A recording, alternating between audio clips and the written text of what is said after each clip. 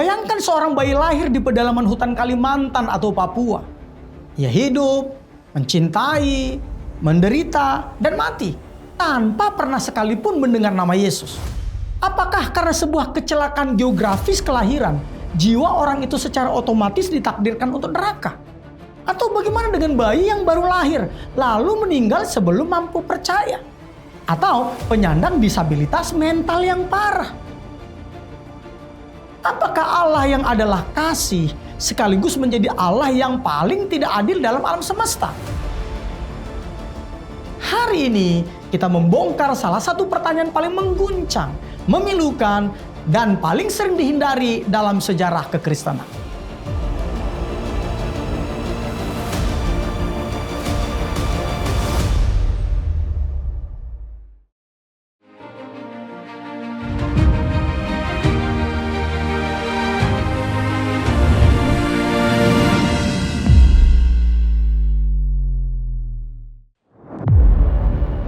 Shalom saudaraku, selamat datang di IKN, Ikatan Kristen Nusantara.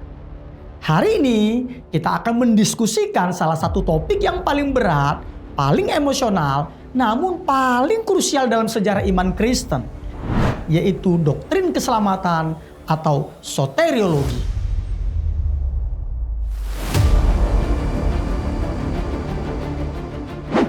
Perlu dicatat, ini bukan debat teoritis. Ini tentang nasib nyata dari miliaran manusia. Mulai dari nenek moyang kita sebelumnya yang telah meninggal, hingga suku-suku terpencil. Dan mungkin tetangga kita yang belum mendengar nama Yesus. Ini menyentuh jantung karakter Allah sendiri, yaitu adilkah Dia? Berbelas kasihkah Dia? Berdaulatkah Dia? Hari ini kita akan menyelami 3 pandangan utama sepanjang 2000 tahun sejarah gereja. Kita akan mengeksplorasi eksklusivisme yang menekankan kebutuhan mutlak akan iman eksplisit kepada Kristus. Berikutnya lagi, inklusivisme yang melihat kemungkinan keselamatan melalui respon terhadap wahyu umum, baik itu melalui ciptaan, mimpi, penglihatan, dan hati nurani. Dan yang ketiga, pemahaman tentang kedaulatan Allah dalam menentukan destinasi kekal manusia.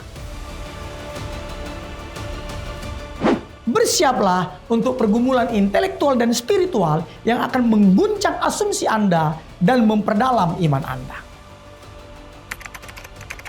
Mari kita mulai dari pandangan yang pertama, yaitu eksklusivisme, keadilan Allah dan kebutuhan mutlak akan Injil.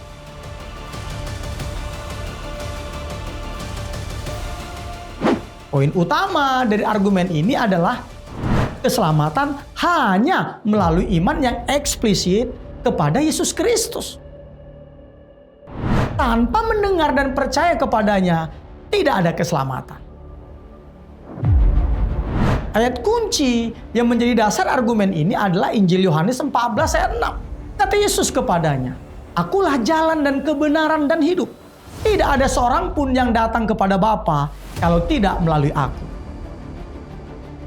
Kisah Para Rasul 4 ayat 12. Dan keselamatan tidak ada di dalam siapapun juga selain di dalam Dia. Sebab di bawah kolong langit ini tidak ada nama lain yang diberikan kepada manusia yang olehnya kita dapat diselamatkan. Juga surat Roma 10 ayat 13-14. Sebab barang siapa yang berseru kepada nama Tuhan akan diselamatkan. Tetapi bagaimana mereka dapat berseru kepadanya jika mereka tidak percaya kepada Dia? Bagaimana mereka dapat percaya kepada Dia jika mereka tidak mendengar tentang Dia? Bagaimana mereka mendengar tentang Dia jika tidak ada yang memberitakannya? Serta Roma 10 ayat 9-10.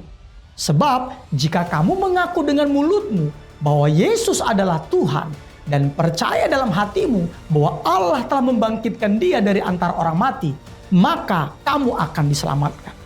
Karena dengan hati orang percaya dan dibenarkan, dan dengan mulut orang mengaku dan diselamatkan. Kerangka teologis eksklusivisme berfokus pada kekudusan dan keadilan Allah serta keberdosaan umat manusia.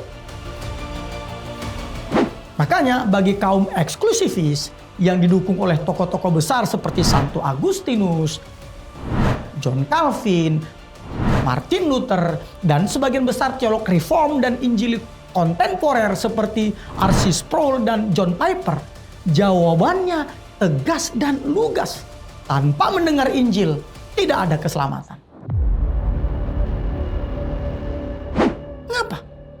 Karena menurut pandangan ini, semua manusia telah berdosa karena warisan dosa Adam. Roma 5 ayat 12. Dan dosa akibat perbuatan sendiri. Bukan sekedar karena tidak mendengar Injil. Artinya apa? Artinya tidak ada yang benar. Seorang pun tidak.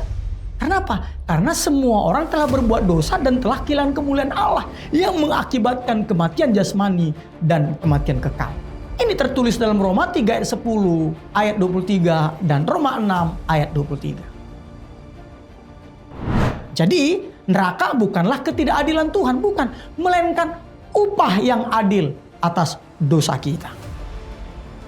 Makanya hanya Tuhan Allah sendiri yang menyediakan syarat keselamatan melalui Yesus Kristus. Sebab keadilan Allah menuntut standar suci yang hanya Yesus penuhi. Sebab apa? Sebab Yesus hidup tanpa dosa. Ingat Ibrani 4 ayat 15? Yesus telah dicobai, hanya tidak berbuat dosa. Eksklusivisme juga menekankan urgensi penginjilan. Tuhan tidak memberikan rencana cadangan bagi mereka yang belum mendengar Injil. Makanya menjadi tugas gereja, saudara dan saya, untuk membawa Injil ke seluruh dunia.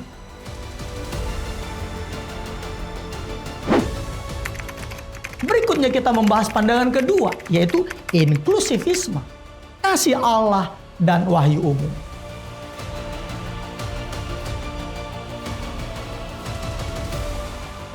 Poin utama inklusivisme menyoroti kasih Allah yang melampaui batas-batas. Pandangan ini mengakui bahwa keselamatan hanya oleh karya Kristus. Artinya apa? Yesus tetap satu-satunya juru selamat. Namun Allah yang penuh kasih dapat menerapkan anugerah penebusannya kepada orang-orang yang tidak secara eksplisit mendengar atau mengetahui Injil, atau yang tidak memiliki akses kepada Injil. Ayat kunci yang menjadi dasar argumen ini adalah Roma 1 ayat 20. Sebab apa yang tidak nampak daripadanya, yaitu kekuatannya yang kekal dan keilahiannya, dapat nampak kepada pikiran dari karyanya sejak dunia diciptakan, sehingga mereka tidak dapat berdalih.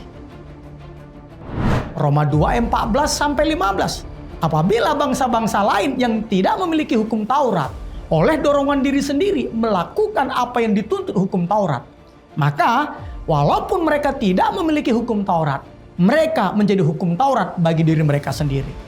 Sebab dengan itu mereka menunjukkan bahwa isi hukum Taurat ada tertulis di dalam hati mereka, dan suara hati mereka turut bersaksi, dan pikiran mereka saling menuduh atau saling membela.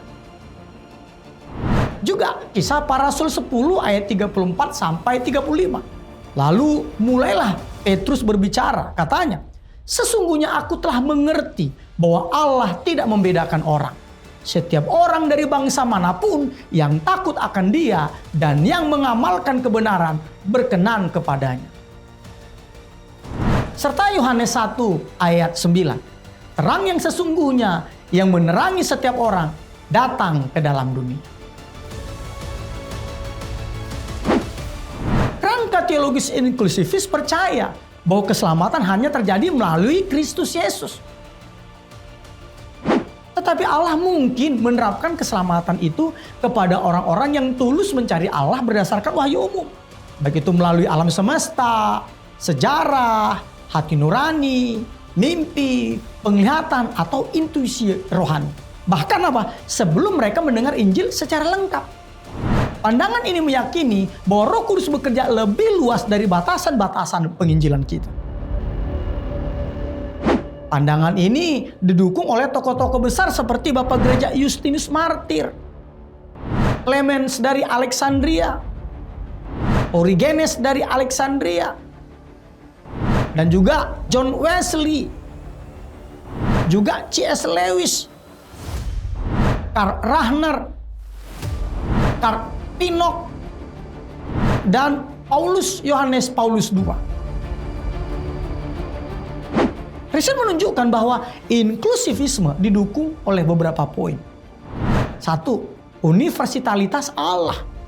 Artinya apa? Tuhan menghendaki semua manusia diselamatkan. Ini tertulis dalam 1 Timotius 2 ayat 4 dan 2 Petrus 3 ayat 9.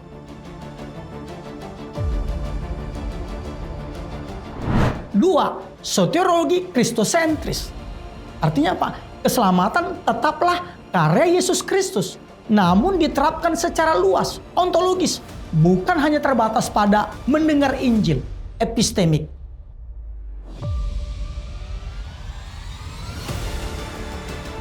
Yang ketiga, wahyu umum. Allah menyatakan diri melalui alam dan hati nurani. Itu tertulis dalam Roma pasal 2.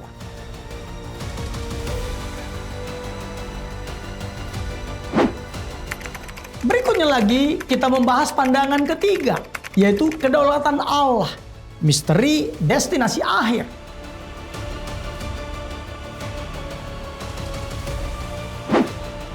Poin utama dari pandangan ini berfokus pada kedaulatan absolut Allah dalam pemilihan dan penyelamatan yang berakar dalam tradisi Reform dan Agustinian. Pandangan ini menekankan bahwa Allah dalam kebebasan dan kebijaksanaannya yang tak terbatas memilih untuk menyelamatkan sebagian orang dari kumpulan manusia yang berdosa. Bukan berdasarkan jasa atau bahkan iman yang diantisipasi, tetapi semata-mata berdasarkan kehendak anugerahnya yang berdaulat. Pandangan ini didukung oleh tokoh-tokoh besar teolog Kristen seperti Clemens dari Roma, Irenaeus dari Lyons, Agustinus dari Hippo, Thomas Aquinas, Martin Luther, dan masih banyak lagi. Ayat kunci yang menjadi dasar argumen ini adalah Ulangan 29 ayat 29. Hal-hal yang tersembunyi ialah bagi Tuhan Allah kita, tetapi hal-hal yang dinyata ialah bagi kita dan anak-anak kita selama-lamanya. Roma 8 ayat 29 sampai 30.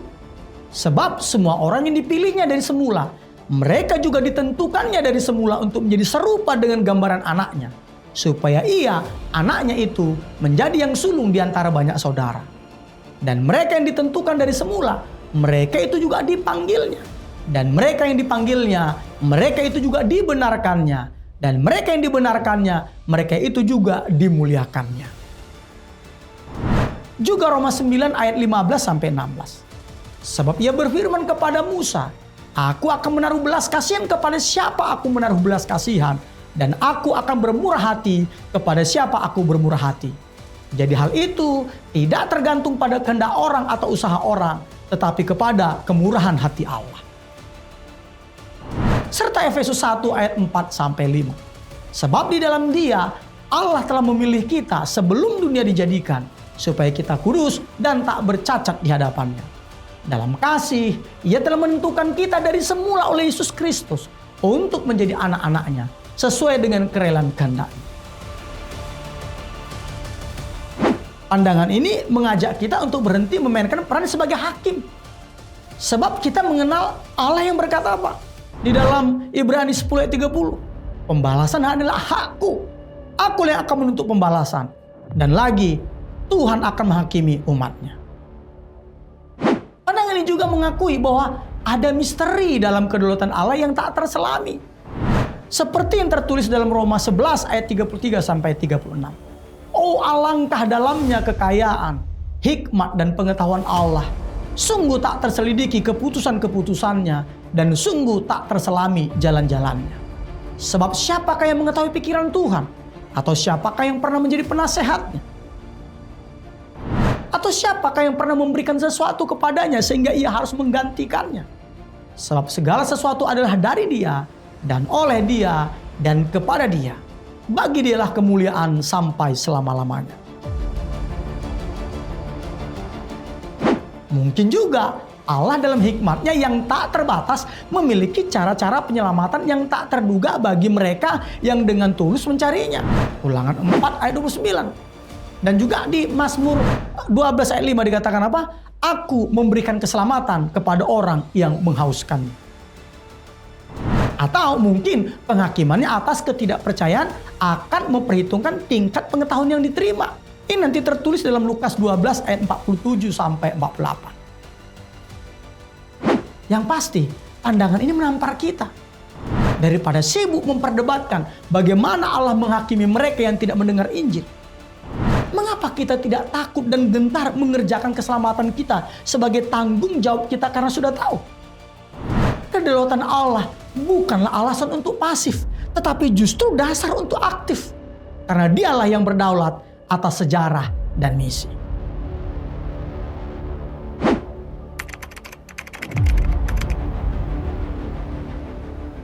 Nah, saudaraku, mari kita jujur. Eksklusivisme ekstrim bisa menggambarkan Allah yang kejam. Sedangkan inklusivisme ekstrim bisa mengikis urgensi misi pekabaran Injil. Dan misteri destinasi akhir ekstrim tentang kedaulatan Allah bisa membuat kita apatis. Lalu di mana titik temunya? Mungkin di sini ketiga pandangan ini sepakat pada fondasi ini. Satu, Yesus Kristus adalah satu-satunya juru selamat. Tidak ada jalan lain, tidak ada sistem lain, tidak ada nama lain. Ini tertulis dalam Kisah para Rasul 4 ayat 12. Kedua, setiap orang yang mendengar Injil dan menolaknya berada dalam bahaya yang sangat nyata dan serius. Yesus berkata dalam Injil Yohanes 3 ayat 18 sampai 21. Barang siapa percaya kepadanya, ia tidak akan dihukum. Barang siapa tidak percaya, ia telah berada di bawah hukuman. Sebab ia tidak percaya dalam nama Anak Tunggal Allah. Dan inilah hukuman itu. Terang telah datang ke dalam dunia. Tetapi manusia lebih menyukai kegelapan daripada terang. Sebab perbuatan-perbuatan mereka jahat.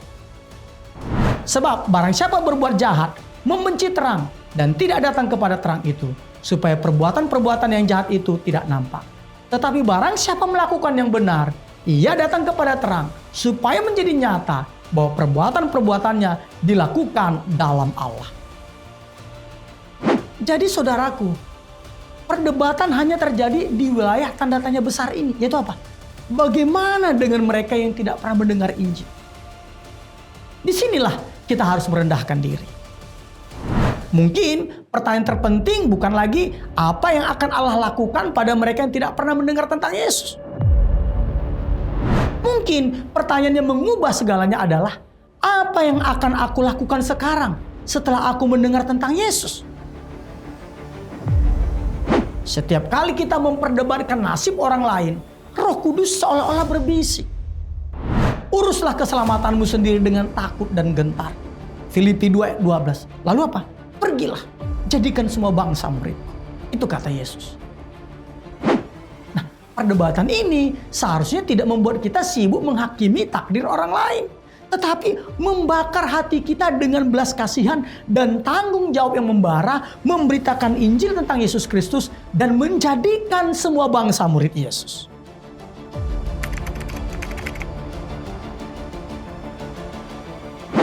Jadi, apakah orang yang tidak pernah mendengar Injil otomatis masuk neraka?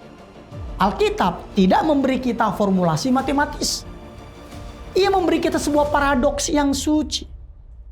Allah adalah hakim yang adil, sekaligus Allah yang penuh kasih, dan Allah yang berdaulat penuh. Karena itu, fokus kita bukan pada spekulasi tentang nasib orang lain, bukan. Tetapi pada ketaatan kita melaksanakan perintah amanat agung dan percaya penuh pada karakternya yang sempurna. Dengarkan ini saudaraku. Ada miliaran jiwa-jiwa yang terhilang seperti domba yang hilang. Yang sangat rindu ditemukan dan menerima keselamatan yang daripada Tuhan. Sekaranglah saatnya kita berhenti bertanya.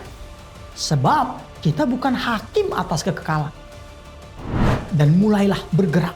Sebab kita adalah kurir kabar baik. Allah mempercayakan kita yang sudah mendengar tentang Yesus untuk menjadi jawaban bagi miliaran orang yang sangat rindu menantikan saat anak-anak Allah dinyatakan. Jangan biarkan topik ini hanya menjadi diskusi teologis. Biarkan ini menjadi titik balik. Karena pada akhirnya, satu-satunya jawaban Alkitabiah yang tak terbantahkan untuk pertanyaan, bagaimana dengan mereka yang tidak pernah mendengar Injil tentang Yesus Kristus adalah ini. Seperti yang tertulis dalam Roma 10 ayat 14. Bagaimana mereka mendengar tentang Dia jika tidak ada yang memberitakannya? Jadilah pemberita Injil tentang Yesus Kristus mulai hari ini. Demi kemuliaan Sang Raja dan demi jiwa-jiwa yang menanti. Tuhan Yesus Kristus memberkati.